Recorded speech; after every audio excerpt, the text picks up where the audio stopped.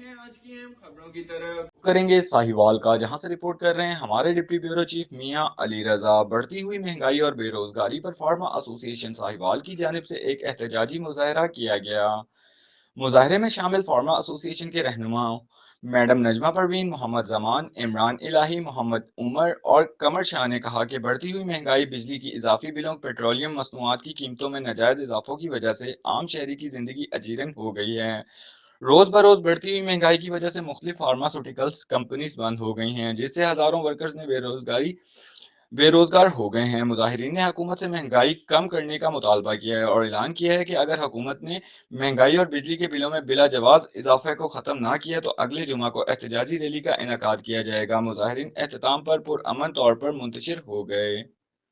مزید خبروں اور اپڈیٹس کے لیے ہمارے ساتھ رہیے گا، تب تک کے لیے اپنا خیال رکھیے گا، اللہ حافظ۔